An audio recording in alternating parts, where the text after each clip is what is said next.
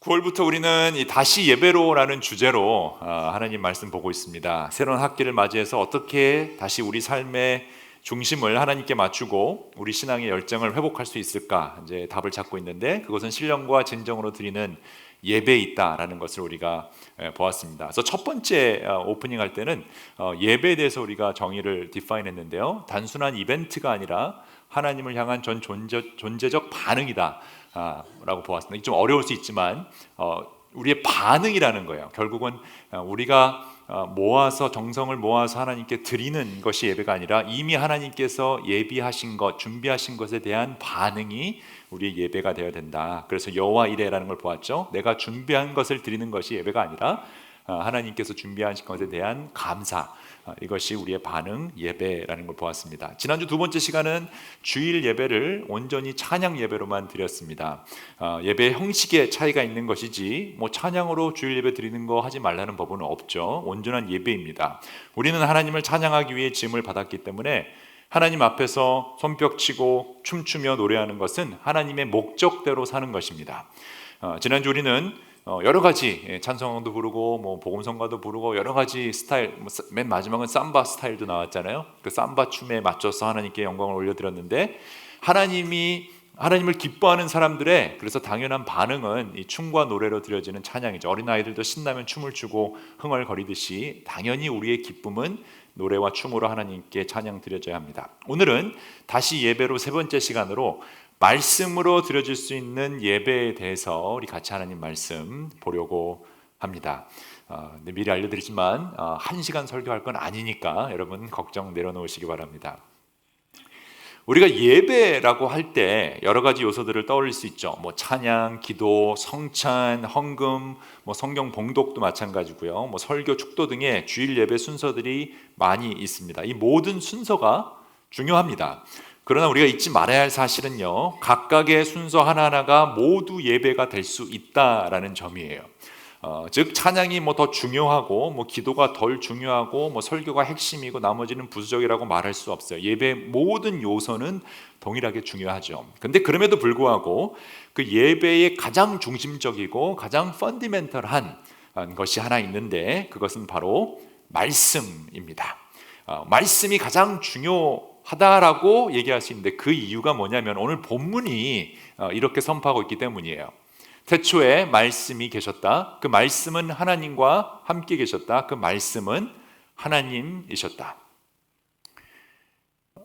요한복음의 이 말씀은 자연스럽게 창세기 1장 1절 말씀을 또 떠오르게 합니다. 태초에 하나님이 천지를 창조하시느니라. 다른 무엇보다도 태초에 말씀이 계셨고 그 말씀이 하나님이셨고 말씀하신 하나님께서 천지를 창조하셨다면 말씀을 대하는 우리의 자세는 당연히 다른 무엇보다 신중해야 할 것입니다. 특히 요한은요, 예수님을 기록한 요한복음을 시작하면서 창세기 1장 1절을 염두에 두고 요한복음 1장 1절을 썼을 것입니다.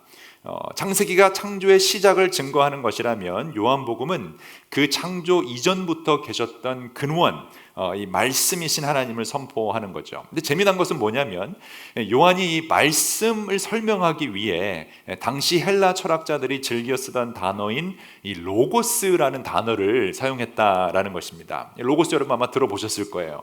당시 로마 제국과 유대인 사회에 모두 잘 알려진 단어입니다. 개념입니다. 그런데 요한은 왜 이 로고스라는 그리스어를 사용해서 하나님의 말씀으로 오신 예수 그리스도를 설명하려고 했던 것일까요? 먼저 우리가 그러면 그 로고스의 뜻을 좀 알아봐야 할 것입니다. 이 로고스, 말씀이라는 것은 지금 우리가 설교에 사용하는 그 말씀과는 조금 다르죠.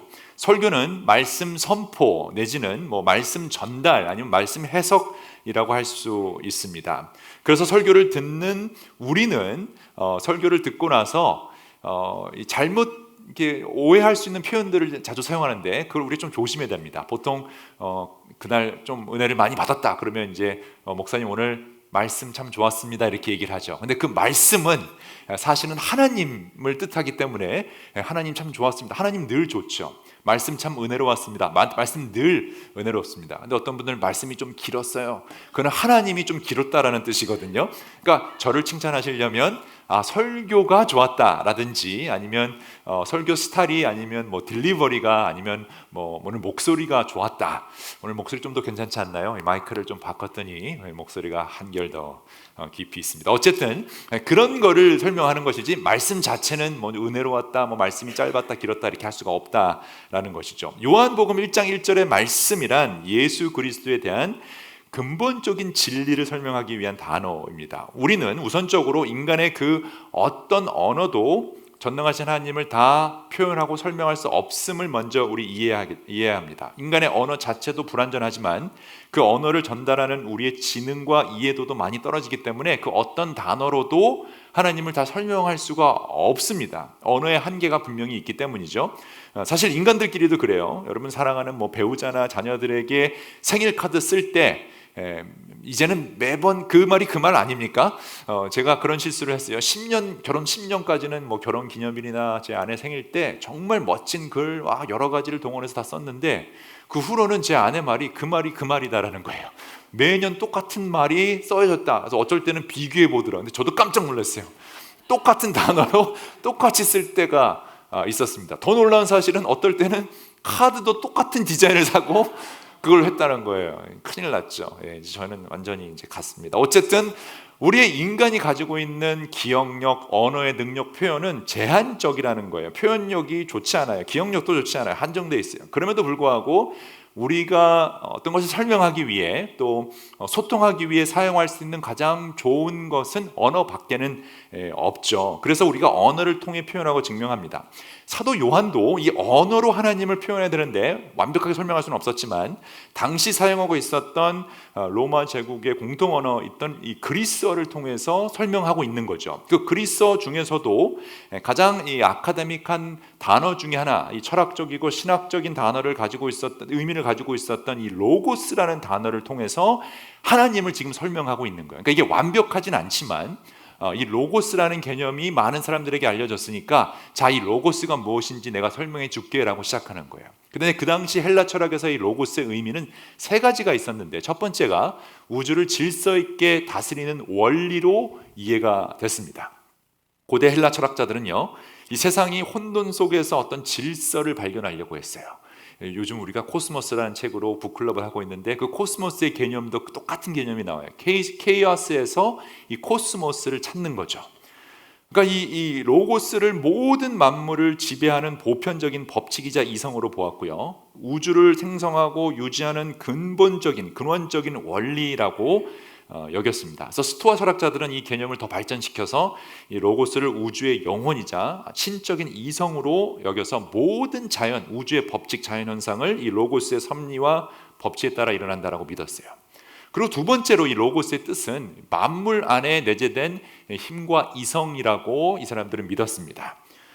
특히 스토아 철학에서는 이 로고스는 인간이 가진 이성, 우리 가지고 있는 감정과 이성이 있는데 그 이성을 의미하고 우주의 질서를 이해하고 자연과 조화를 이루며 살아갈 수 있는 능력을 부여하는 원리가 이 로고스라고 보았습니다. 그러니까 인간이 로고스의 일부를 가지고 있기 때문에 이성적인 존재가 될 수 있다. 그러니까 로고스의 힘을 빌리는 거죠. 그리고 세 번째 마지막은 이 삶의 윤리적 기준이 로고스다라고 보았습니다. 이 두 개념이 위에 두 개념이 연결돼서 로고스를 통해 우주의 질서를 이해하고 인간의 이성을 올바르게 사용하면 이 자연과 조화로운 삶을 살 수 있다라고 믿었어요. 그래서 스토아 철학에서 이 덕은 로고스, 보편적인 이성에 따라 사는 것을 의미하고 이것은 인간의 행복을 가져온다라고 이제 주장을 한 것이죠. 이게 무슨 소린가라고 헷갈린다면 이번 주 북클럽 우리 코스모스 북클럽 마지막 시간을 하는데 그냥 책은 안 읽으셔서도 여러분 오셔서 들을 수 있으면 좋을 것 같습니다. 그 북클럽 하시는 분들의 이 준비성이 대단한데 파워포인트를 만들어서 그걸 설명하시는 분이 계시는데요, 어마어마합니다. 여러분 한번 오셔서 괜찮은 책 안 읽어도 괜찮습니다. 그냥 대부분의 분들이 아마 다 안 읽은 것 같아요. 제 눈빛을 보면 그냥 그 자리에 가만히 앉아 있는데 여러분 오셔서 앉아 있으면 조금이라도 이 이야기가 무슨 이야기인지 이번 주에 또 들을 수 있습니다. 당시 그리스 철학에 물들여진 로마 사람들에게 이 로고스는 그러므로 온 우주를 다스리는 원리이자 질서이자 기준이자 생명 같은 거였어요. 그러니까 사도 바울은 이 로고스가 가지고 있는 그 개념을 살려서 바로 이 로고스가 하나님이고 그 하나님이 이 땅에 오신 그분이 예수 그리스도임을 지금 요한복음 1장에서 설명하고 있는 것입니다. 우주의 질서, 만물의 에너지, 윤리적 기준이 되는 로고스는 태초부터 계셨다라고 시작을 하죠. 말씀이 태초에 계셨다. 로마 사람들이 들으면 동의할 수 있습니다. 로고스가 태초에 있었다. 그거 동의할 수 있다라고 되고요. 그 로고스, 말씀이 하나님과 함께 계셨다. 그럴 수 있다. 여기까지도 동의할 수 있습니다. 그런데 하이라이트가 뭐냐면 그 로고스가 하나님이다. 이제 이 부분이 펀치라인이 되는 것이죠. 로고스 자체가 신이라고 이 부분을 아마 로마 사람들이 퀘스천 마크를 던졌을 겁니다. 그와 동시에 유대인들도 지금 이 로마 제국에서 유행하고 있는 그 로고스라는 개념이 결국 이스라엘의 하나님, 아브라함의 하나님을 의미하는 걸로 야훼 하나님이구나라는 것을 설명하고 있는 것이죠. 그리스 신화를 보면 신들이 많이 나오잖아요. 그러니까 그 당시 사람들은 이 많은 신들의 존재를 좋아했는데 태초에 로고스가 있었고 로고스가 하나님이라는 주장은 그러므로 그들에게는 매우 흥미로운 주장 중에 하나였습니다. 그래서 이 로고스는 그냥 하나님과 함께 있었는 것뿐만이 아니라 1장 2절부터 요한은 이렇게 설명해요. 태초에 하나님과 함께 계셨고 모든 것이 그로 말미암아 창조되었으니 그가 없이 창조된 것은 하나도 없다. 창조된 것은 그에게서 생명을 얻었으니 그 생명은 사람의 빛이었다. 말씀, 로고스는 단순한 우주의 원리뿐만이 아니라 하나님이 세상을 창조하시는 수단이었고 말씀으로 창조된 것은 생명을 얻었음을 선포하는 것이죠.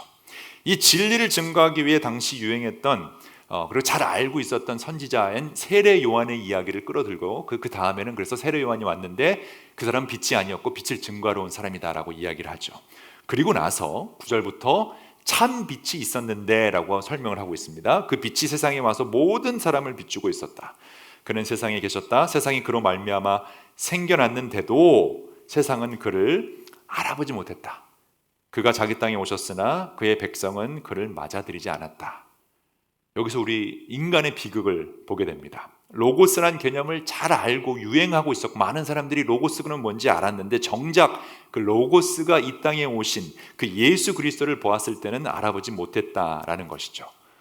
이걸 통해서 우리가 아는 것과 알아보는 것은 다른 문제라는 것을 우리가 알 수 있죠. 그러니까 알고 있다고 해서 다 알아보는 게 아니라는 거예요. 우리 정말 그렇죠? 내가 왜 이러는지 몰라, 도대체 왜 이런지 몰라라는 유행가처럼 우리는 잘 모를 때가 너무 많이 있고 또 알 수가 없는 일들이 이 세상에 너무 많이 있어요. 우리가 하나님을 안다고, 예수님을 안다고 말은 하지만 정작 내 앞에 나타난 그분을 알아보지 못할 때가 너무 많이 있죠. 인간은 그만큼 무지하고 연약한 존재라는 거예요. 요한이 지금 그 안타까움을 설명하고 있는 거죠. 아니 어떻게 로고스가 나타났는데 그 유명한 로고스가 왔는데 못 알아보냐라는 것이에요. 왜냐하면 그분을 알아보았다면, 그분을 맞아들였다면, 그분이 누군지를 우리가 제대로 알았다면 그를 맞아들인 사람들, 곧 그의 이름을 믿는 사람들에게는 하나님의 자녀가 되는 특권이 주어졌을 텐데 많은 사람들이 이걸 놓쳤다라고 이야기합니다. 그리고 드디어 이 로고스가 육신이 되어 오신 그분, 그 이름을 밝히면서 예수 그리스도 그 말씀이 육신이 되어 우리 가운데 사셨다라고 하면서 우리는 그의 영광을 보고 그것은 아버지께서 주신 외아들의 영광이라고 설명을 하죠. 그러니까 요한은 구약의 하나님의 말씀, 태초에 하나님이 천지를 창조하셨고 말씀으로 빛이 있으라 하니 빛이 생기고 생명이 있으라 하니 생명이 생겼던 그 말씀을 로고스 사상에 비유해서 예수 그리스도가 곧 창조와 구원의 근원적 말씀임을 선포하는 겁니다. 그러니까 스토아 철학, 헬라 철학에서는 로고스가 추상적인 원리에 불과했는데 그 말씀이 육신이 돼서 오신 그 분에 대해 설명을 하는 거죠. 인격적 존재, 성육신하신 예수님을 선포한 것입니다. 구약의 하나님은 말씀으로 천지를 창조하셨죠. 그 말씀으로 사람들에게 다가가셨고 말씀에 대한 당연한 창조물의 반응은 그러므로 순종이었습니다. 말씀을 듣는 거죠. 듣고 반응을 해야 됩니다. 그런데 사람들이 그 하나님 말씀에 순종하지 않았죠. 에덴 동산에서부터 하나님이 먹지 말라라는데 먹게 되고 하지 말라는데 자꾸 하게 되고 우상 만들지 말라는데 자꾸만. 그러니까 말씀에 순종하지 않은 역사가 인간의 역사고 그게 죄의 출발점이었습니다. 오히려 내가 하나님이 되려고 했고 하나님의 말씀을 듣는 것 대신에 내 말을 듣는 사람들을 만들려고 한 거죠. 그러니까 우리의 본능적으로 우리가 제일 화날 때 어떤 거예요? 내 배우자가, 남편이, 아내가 내 말을 자꾸 안 들어줄 때, 그죠? 우리 자녀들이 내가 하라는 대로 안 할 때 우리는 속이 터지는 이유가 바로 거기 있어요. 우리는 하나님의 말씀을 듣고 순종해야 되는데 오히려 내 말이 왕이 되는, 내 말을 듣고 살 수 있는 그런 분위기를 만드는데 우리는 익숙해져 있다라는 것입니다. 그래서 말로 내 말을 안 듣는 사람들을 어떻게 합니까? 파괴하는 말을 하죠. 이 말 안 들으면 확 뭐 어떻게 할 거예요? 그리고 어떤 또 안 좋은 일이 일어났을 때, 내 마음대로 되지 않을 때 우리는 말로 그 사람을 파괴하는 그 일을 서슴지 않게 하게 되죠. 그래서 예수님도 진짜 칼로, 총으로 쏴서 죽이는 것만 살인이 아니라 말로 그 사람을 저주하거나 공격하면 그것도 살인이다라고 하신 이유가 바로 거기에 있어요. 우리는 말로 상대를 파괴하고 다치게 하고 생명을 뺏어가는 일을 벌이며 모든 창조의 질서가 그래서 무너지게 되었습니다. 하나님은 구약에서 계속 말씀을 통해 회개할 것을 요구하시죠. 예언자들을 통해 하나님 말씀을 들려주십니다. 그런데 계속 거부하죠.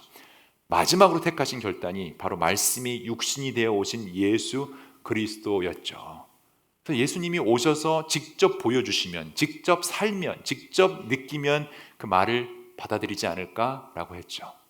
근데 예수님이 천국의 비유에서 하신 것처럼 이 주인이 종들에게 자기 아들을 보내면 그 아들의 말을 듣겠지라고 했는데 그 아들마저 종들이 죽이는 그 일이 일어난 사건이 바로 십자가의 사건입니다. 그런데 하나님은 예수 그리스도를 3일 만에 부활시킴으로 용서받은 죄인들, 우리들에게 예수님을 통해 새로운 창조 질서 속으로 들어올 수 있는 그 특권을 우리에게 주신 거죠. 그러니까 그 말씀이 육신이 되어 오신 예수님을 향한 우리들의 자연스러운 반응은 예수님을 받아들이고 그 이름을 믿어서 하나님의 자녀가 되는 거예요. 이게 우리에게 주어진 이제 특권이 된 것입니다. 하나님이 가장 크게 기뻐하시는 예배는 바로 이 말씀에 반응하는 거예요. 말씀이신 예수님을 믿는 거예요. 우리가 하나님의 자녀가 되는 것이 그 어떤 부흥 집회, 그 어떤 찬양 집회, 그 어떤 기도회보다도 하나님이 가장 기뻐하시는 예배될 줄을 믿으시길 바랍니다. 그 반응을 통해서 우리가 하나님께 영광 돌리는 거예요. 하나님의 말씀에 반응한다는 것은 그러므로 예수님께 반응하는 거예요. 혹시 이 가운데 아직 그 하나님의 말씀, 예수님께 반응하지 않은 분이 계시다면 오늘 이 예배 시간을 통해서 하나님 그 말씀에 예수님께 반응할 수 있는 여러분 되시기를 기도드립니다. 우리를 위해 이 땅에 오셔서 우리의 죄 때문에 십자가 달려 죽으시고 장사한 지 사흘 만에 부활하신 예수님을 나의 구세주로 영접하는 것이 하나님 말씀에 반응하는 예배자의 모습이기 때문이에요. 우리는 예수님 때문에 하나님의 자녀가 되는 특권을 누리게 됐죠. 여러분, 하나님 자녀죠. 우리는 그래서 형제 자매라고 부르잖아요. 우리는 예수님 때문에 그 자녀가 되었어요. 죽음과 무질서로 충만했던 이 세상에서 이제는 생명과 질서를 누리는 특권, 그 가족을 형성됐어요. 가족끼리는 서로 죽이지 않아요. 가족끼리는 서로 보호해줘야 돼요. 가족끼리는 서로 생명을 살리고 질서를 지키는 일이 일어나야 돼요. 여러분, 예수님께 그러므로 우리가 아멘으로 나아가야 할 것입니다. 이것이 우리가 하나님께 드리는 첫 번째 영적인 예배가 되기 때문이에요. 그런데 말씀으로 예배하는 예배자는 여기서 멀면 안 돼요. 이미 예수님을 영접해서 예수님이 나의 구세주가 되었다라고 하는 여러분들이라면, 그래서 하나님의 자녀가 되었다면 이제는 하나님 아버지의 말투를 닮아가야 되잖아요. 이번에 같이 한국 갔던 우리 자매 형제 딸이 있었는데 그 딸을 몇 주 동안 이 부산에 있는 부모님한테 맡겼더니, 부산인가요? 누군지 밝히면 안 되죠. 하여튼 경상남도 쪽에 맡겼더니 금세 그 말투가 그 경상도 말투를 배운다는 거예요. 그러니까 우리는 같이 있는 사람, 대화하는 사람 말투를 배우게 되잖아요. 그러니까 우리가 하나님의 자녀라면 우리는 당연히 아버지의 말투를 닮아야 되는 거죠. 하나님의 창조적인 말투를 닮아가는 것이 너무나 당연한 일일 것입니다. 창세기에서 하나님의 말씀이 어둠 속에서 빛을, 혼돌 속에서 질서를 말로 가져오신 것처럼 빛이 있으라, 그죠? 생명이 있으라라고 했을 때 그 생명과 빛과 질서가 온 것처럼 우리도 아버지의 말투를 닮아서 우리 입으로 나오는 모든 말에 창조와 질서가 있는 말들이 나와야 합니다. 왜냐하면 우리가 믿는 바로 그 예수 그리스도가 은혜와 진리가 충만하신 분이기 때문이에요. 은혜와 진리가 충만하다. 온 우주적인 로고스가 육신이 되어 오신 그분의 특징이 은혜와 진리가 충만하다는 거예요. 은혜로 따뜻하고 진리로 시원하게 우리에게 다가오신 분이 바로 예수 그리스도. 그럼 은혜가 진리가 충만하다는 뜻은요, 결국 생명과 질서가 충만하다라는 뜻과 연결이 됩니다. 그러니까 로고스는 우주의 질서, 만물의 힘, 삶의 기준이라는 점에서 모든 창조의 생명과 질서라고 정리할 수 있죠. 우리는 하나님의 은혜로 생명을 얻었고 그 생명을 유지하려면 하나님의 진리, 그 질서가 유지돼야 돼요. 우리의 모든 신체가 그렇게 돼 있잖아요.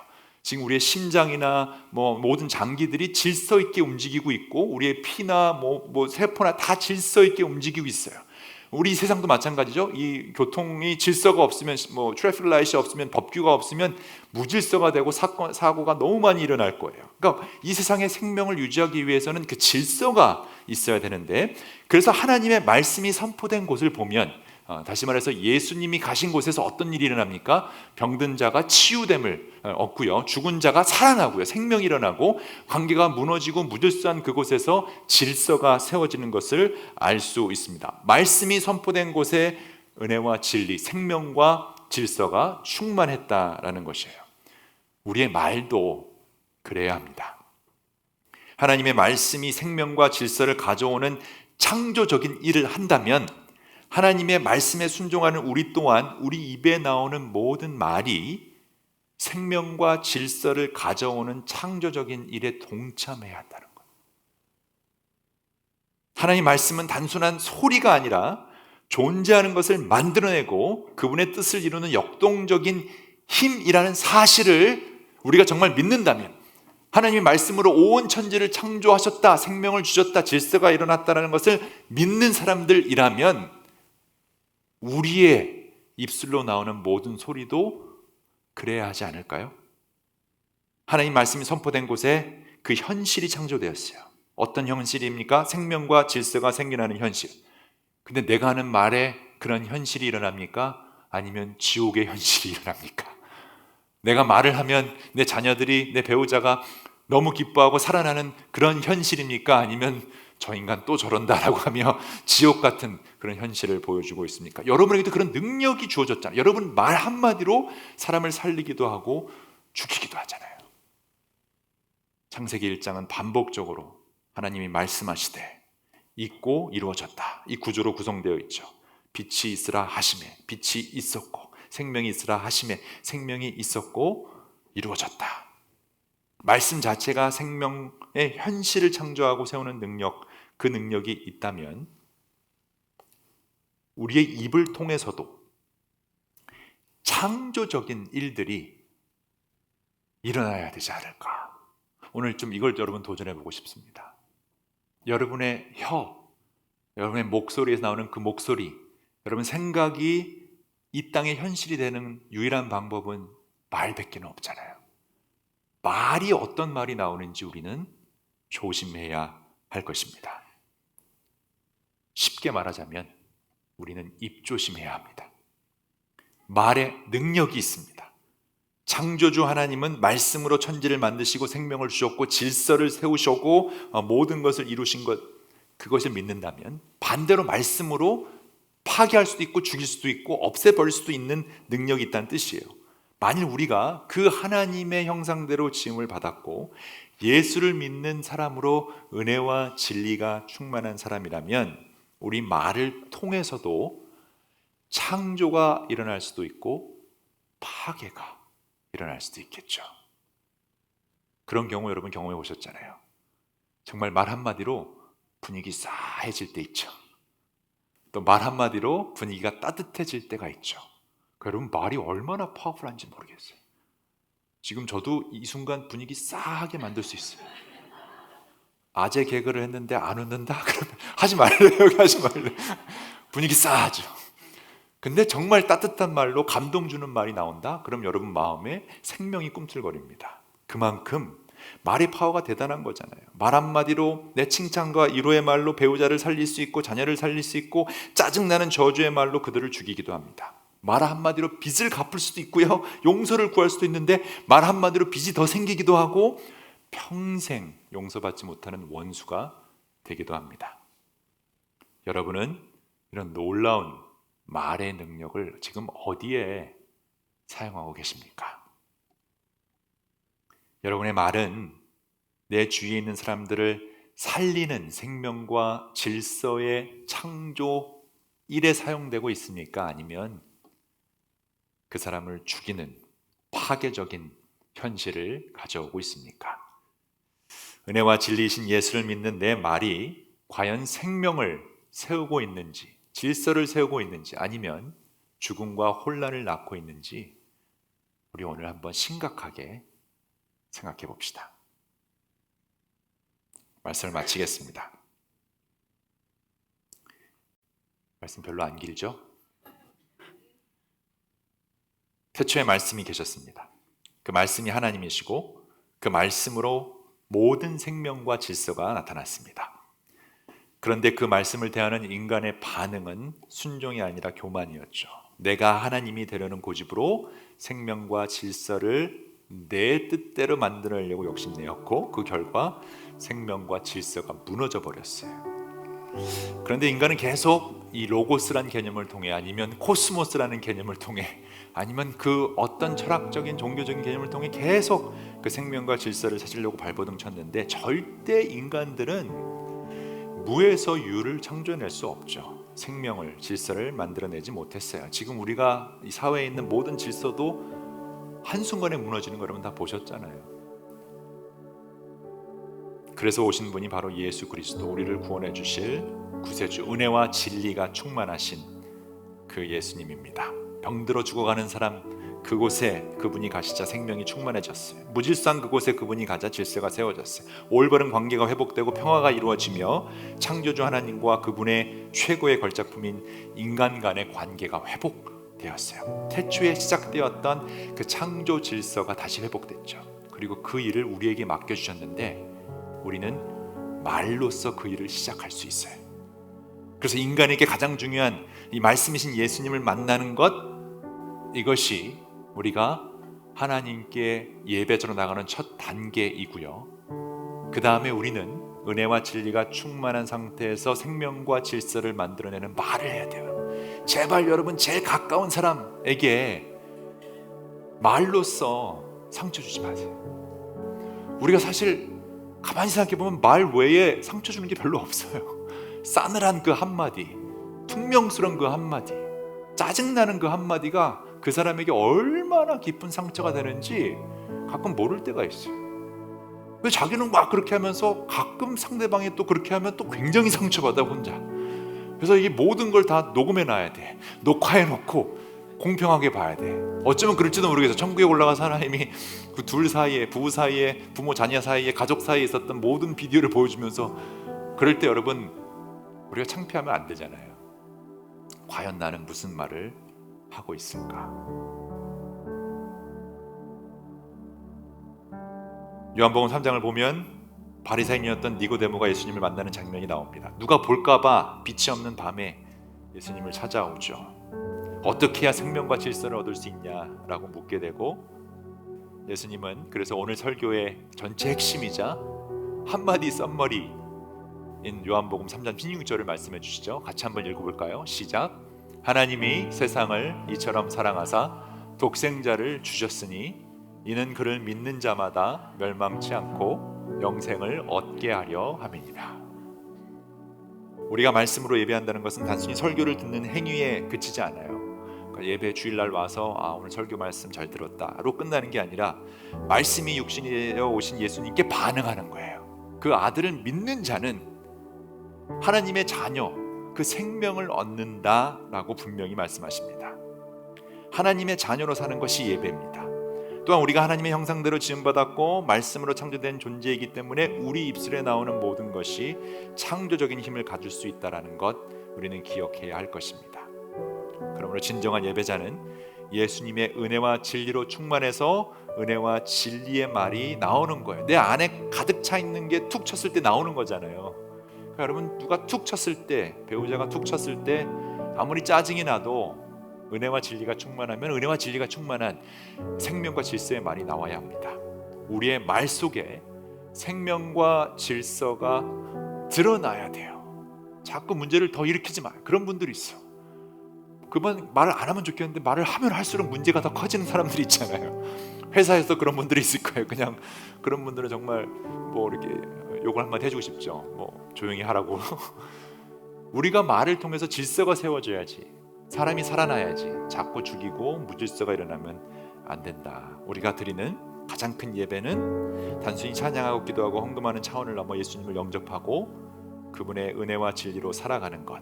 그래서 우리의 말이 그 사람을 살리고 질서를 세우는 일에 사용될 때 하나님은 가장 큰 영광을 받으시게 될 줄 믿으시기 바랍니다. 오늘부터라도 우리 정말 살리는 말을 사용하면 어떨까요? 오늘부터라도 정말 질서를 세우는 그런 말을 하면 어떨까? 이렇게 하라 그러면 또 안 할까봐 오늘 그래서 특별히 준비한 게 있습니다. 생명과 질서를 세우는 창조적인 말 제가 적어왔습니다. 지금 이제 나눠줄 텐데 우리 예배부원들이 나눠주는데요. 여러분 다 받아들고 우리 같이 한번 연습을 해보겠습니다. 오늘은 예배로 드리는 하나님의 말씀, 예배로 드리는 말씀으로 드리는 예배이기 때문에 우리 같이 한번 하나님 말씀을 먼저 선포하는 그런 연습을 좀 했으면 좋겠습니다.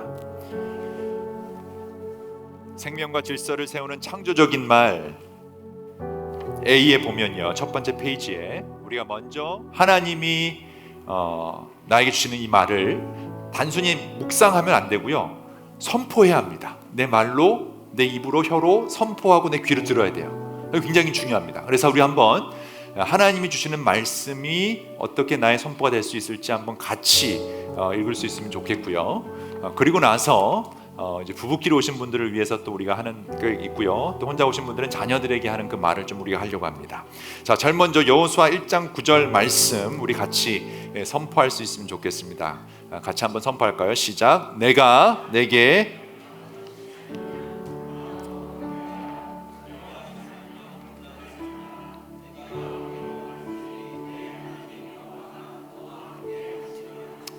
아멘. 시편 23편 4절 말씀 시작. 내가 사망의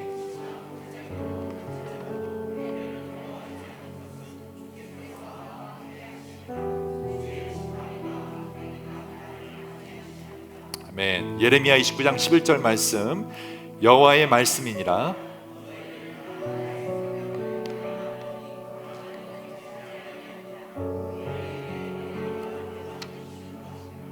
아멘. 마태복음 11장 28절 시작. 수고하고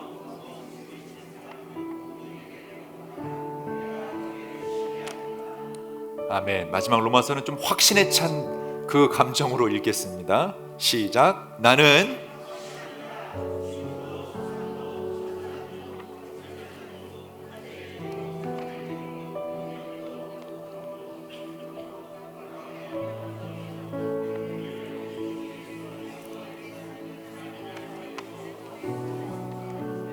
아멘. 여러분 말씀을 묵상할 때 큐티도 좋고 성경도 좋은데요, 이 말씀을 계속 여러분의 입으로 선포하는 게 굉장히 중요합니다. 말씀은 살아 있습니다.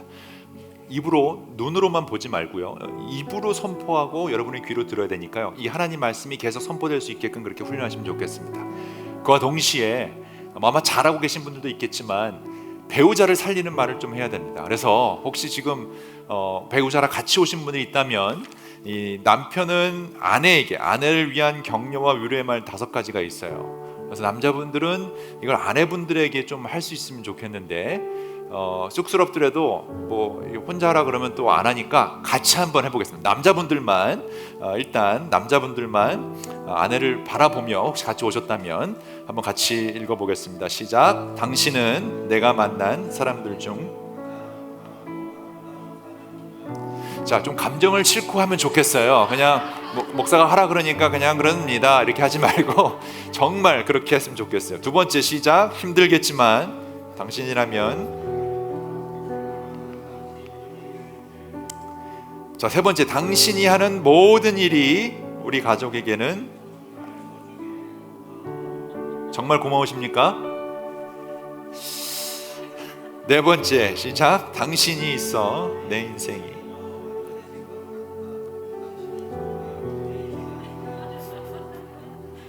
마지막, 지금 당신의 마음이 어떤지 그냥 연습하시기 바랍니다. 여러분 집에 가셔서 꼭 이렇게 연습할 수 있으면 좋겠어요. 남편분들이 아내를 위해서 살리는 말 막 집에 가자마자 뭐 배고파, 밥 줘 이런 거 말고 이런 말을 우리가 한다면 우리 가정이 얼마나 좋을까 생각합니다. 이제 여자분들, 우리 아내분들이 남편을 위한 말 한번 해볼까요? 1번 아주 크게 외쳤으면 좋겠습니다. 시작. 당신은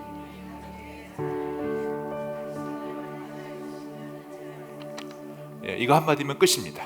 밑에 거 안 해도 돼요, 여러분. 남편분들은 단순해서 그냥 그 한마디면 되니까 우리 아내분들도 남편의 길을 세워주고 정말 질서를 세워주고 창조적인 생명을 살리는 그런 말을 하면 얼마나 좋을까 이런 생각을 해봅니다. 자녀를 위한 격려 위로 말도 있는데요. 우리 이것도 한번 같이 한번 해볼까요? 우리 1번 아빠는 아빠를 넣고요, 엄마는 엄마를 넣어서 같이 한번 하면 좋겠습니다. 시작. 아빠는 내가 얼마나 용감한지 알아. 잘했든 못했든 너는 언제나 우리의 가장 큰 기쁨이야. 그 외의 것도 오늘 여러분 집에 가셔서 아니면 오늘 끝나고 갈 때 이렇게 한마디씩 해주면 좋을 것 같아요. 근데 여러분 그렇다고 또 이거 보면서 자 내가 할 얘기 있어 오늘 목사님이 하래, 그래서 아빠는 내가 얼마나 용감한 존재인지 이렇게 하면 아이들이 You're so fake 이렇게 할 거고요.